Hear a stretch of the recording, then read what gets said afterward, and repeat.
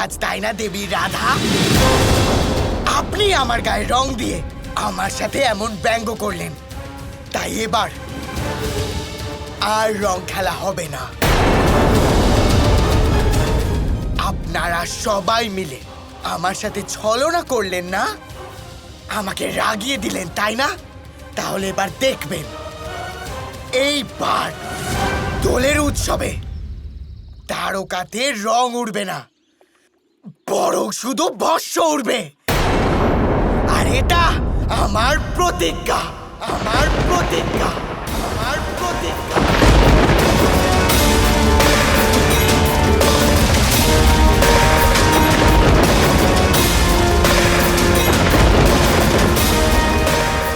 আরে এসব কি বলছে শাম্ভু?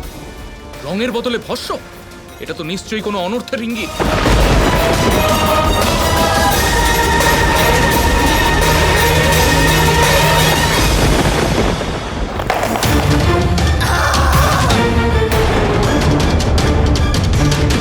শাম্ভু, এ কি দশা করেছো তুমি নিজে? পুত্র, তোমার গায়ে রং কে দিল? রাধা! কি? ওই রাধা সবার সাথে এক হয়ে আমাকে জলকুণ্ডে ফেলে দিয়েছে।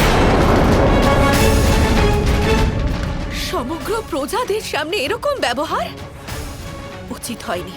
হ্যাঁ মা, ও আমাকে অপমান করলো। তাই এবার শাম্ভু সতর্ক করেছে যে এই দোলে রং আর আবিরের বদলে ভস্য উঠবে। তুমি এই শুভ দিনে রাধার বিরোধিতা করলে? কিসের শুভ দিন মা? হোলির এই শুভ উৎসব রাধা আর কৃষ্ণের খুবই প্রিয়, তাই না? তাই এবার আমি এই শুভ উৎসবকে অশুভ করে দেব। এই বিষয় নিয়ে রাধা খুব ভেঙে পড়েছে। এই ঘটনা রাধার ওপর কি প্রভাব ফেলবে তা আমি জানি। ওর মন এমনিতেই কোমল। কৃষ্ণ, রাধাকে এই যন্ত্রণা থেকে মুক্তি দাও। অবশ্যই বৌদি, আমি রাধার সাথে কথা বলছি।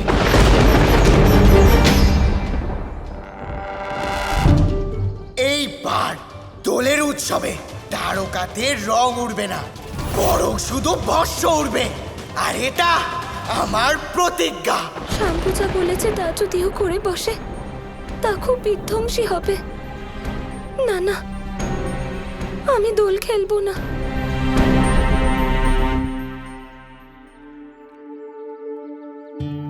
রাধা,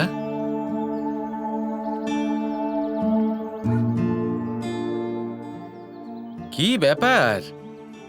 তুমি এত বড় বড় কথা বলছিলে যে আমি নিজে হাতে রং বানাবো, সবাইকে রং মাখাবো, দোলের আয়োজন তুমি করছিলে, আর এখন এখানে এইভাবে শান্ত হয়ে চোখে জল নিয়ে বসে রয়েছো। কি ব্যাপার? আমি জানি যে তুমি সব জানো, তাও জিজ্ঞেস করছো। এমন খেলা খেলে কি আনন্দ পাও তুমি? কি আনন্দ পাই তার কি বলি? আর তাছাড়া কৃষ্ণ যদি লীলা না করে কে করবে? তোমার কাছে তো সবকিছুই খেলা কৃষ্ণ। আমার আবেগ নিয়েও খেলা করো। আমার আবেগ বৃন্দাবনের কৃষ্ণের সাথে, বৃন্দাবনের দোলের সাথে জড়িয়ে। আর আজ আমি কতবার বৃন্দাবনের মতো দোল খেলার কথা বললাম, কিন্তু তুমি একবারও আমার সমর্থন করলে না, বরং তার বদলে আমার সাথে ঠাট্টা করলে তুমি। আর দেখো, সেটাই হলো। শাম্ভু এমন কিছু একটা বলে দিল যে এবার আমি দোল খেলতেই পারবো না। এবার আমি কিছু বলি? বৃন্দাবনের কৃষ্ণ হবার সাথে সাথে আমি তো দ্বারকারও কৃষ্ণ, তাই না রাধা? বৃন্দাবনের দোল অন্তর থেকে যতই আমায় টানুক না কেন, দ্বারকাধীশের কর্তব্য তো আমি ভুলতে পারি না, তাই না? দেখো, বৃন্দাবনের কৃষ্ণ চিরকাল তোমার সাথে আছে। তুমি যেভাবে দোল খেলতে চাও সেভাবে খেলতে পারো। আর শাম্বের কথাকে এত গুরুত্ব দিয়ে ভাবার কোনো দরকার নেই। তুমিও জানো যে এরকম অদ্ভুত কথাবার্তা ও বলেই থাকে। তুমি তো দ্বারকাধীশ। বৃন্দাবনের কৃষ্ণ যখন নাও, তখন বৃন্দাবনের দোলও এখানে খেলা হবে না। তুমি রাজা, আর আমি এখনো সেই বৃন্দাবনের রাধা। আর আমি বৃন্দাবনের কৃষ্ণের সাথে দোল খেলতে চাইছিলাম, কিন্তু তুমি তো সেই কৃষ্ণই নও। তাই আমিও এটা ঘোষণা করছি যে আমি দোল খেলবো না।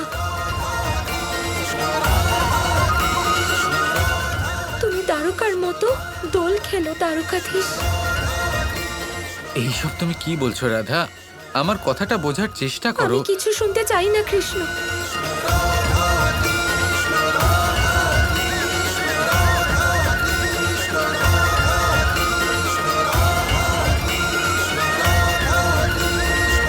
এটা উচিত হলো না।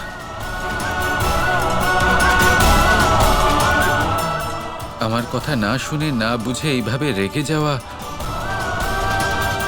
তুমি জানো না আমাকে এটা কতটা দুঃখী করে তোলে। তোমার হয়তো মনে হয় সব আমার হাতে রয়েছে, সব আমি ঠিক করে দিতে পারি, কিন্তু তা একেবারেই নয়।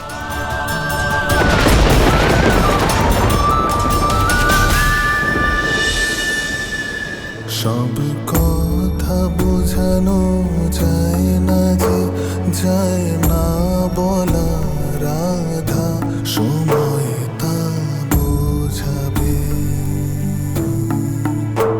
সম্ভব না যে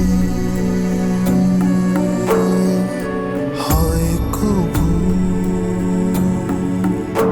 হেতা প্রশ্নেরই উত্তর পাওয়া। রাধা, তুমি ঠিক আছো তো? না দাদা, আমার একেবারে ঘুম আসছে না। কি জানি আমি রাগের মাথায় কৃষ্ণকে কি বলে দিলাম। তাহলে তুমি এই ব্যাপারে ব্যথিত হচ্ছ রাধা? রাধা, কানাই কবে নিজের রাধার বলা কোনো কথায় দুঃখ পেয়েছে বলো তো দেখি? না দাদা, এরকম নয়। কৃষ্ণও কখনো মনে দুঃখ নিশ্চয়ই পায়। আমি কিচ্ছু বুঝতে পারছি না। শনিদেব বলেছিলেন আমাদের অনন্ত মিলন হবে আর সকল বিপদ সমাপ্ত হবে, কিন্তু আমি তো এখানে বিপদ আসতে দেখছি। দাদা, দোলের মতো আনন্দের উৎসবে ভস্য ওড়ানোর কথা হচ্ছে। রাধা, এই ব্যাপারটা নিয়ে এত বেশি চিন্তা করার কোনো প্রয়োজনই নেই। তুমি এই ব্যাপারটা নিয়ে এত বেশি ভাবছো, সেজন্যই আবেগের বশে তুমি কানাইকে কিছু ছোট বড় কথা বলে দিয়েছো, ব্যাস। হ্যাঁ দাদা, মনে হয় এরকমই হয়েছে। আমি কৃষ্ণকে যা বলেছি আমার তো বলা উচিত হয়নি। আরে রাধা, এত রাতে তুমি কোথায় যাচ্ছ? কৃষ্ণের সাথে দেখা করতে। যদি আমি না শুয়ে থাকি তাহলে কি ও ঘুমোতে পারে?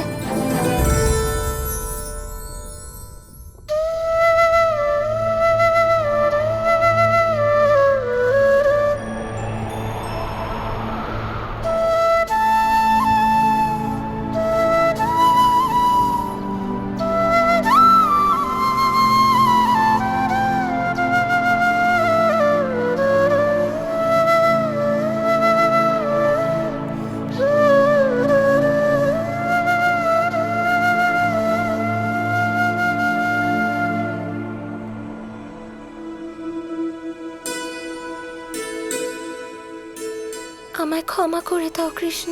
রাগের মাথায় আমি খেয়ালই করিনি। আমি কত কটু কথা বলেছি তোমায়। আসল ব্যাপার হলো যে শনিদেবের কথা শুনে আমি মিলনের সুন্দর কল্পনায় বিভোর হয়ে গেছিলাম। খুব আতুর হয়ে গেছিলাম যে আমাদের অনন্ত মিলন হতে চলেছে, আর সেই কল্পনাতে তোমার শব্দগুলো বাধা দিচ্ছিল। আর আমি তা সহ্য করতে পারিনি, আর রাগের মাথায় কি সব বলে দিয়েছি। কিন্তু এবার তোমাকেও বুঝতে হবে রাধা, শুধুমাত্র কামনা করলেই সবকিছু অর্জন করা যায় না। যদি তাই হয় তাহলে মনুষ্য জীবনের এই যাত্রার কোনো মানেই থাকবে না। কর্ম না করে শুধু কামনা করলে যদি সবকিছু লাভ করা যেত, তাহলে মনুষ্য জীবনের এই যাত্রার, সংঘর্ষের, কর্মের কোনো গুরুত্ব, কোনো মাহাত্ম্যই থাকতো না। আমরা কামনা করলাম আমরা সাহসী হয়ে উঠব, আর সাহস চলে এলো। আমরা কামনা করলাম যে আমরা প্রসন্ন হব, আর আমরা প্রসন্ন হলাম। এরকম হয় না রাধা। খুব ভালো হতো যদি এমন হতো, কিন্তু এমন হয় না, এটা সত্য নয়। যদি এমন হয় তাহলে জীবনে কিছু অর্জন করার কোনো মানেই থাকতো না। আমরা যা কামনা করব সেই কামনা পূর্ণ করার জন্য আমাদের সংঘর্ষ করতেই হবে, কর্ম করতেই হবে। এটাই জীবনের সত্য। এটাই হলো আমাদের কামনার সত্য। কৃষ্ণ কৃষ্ণ কৃষ্ণ কৃষ্ণ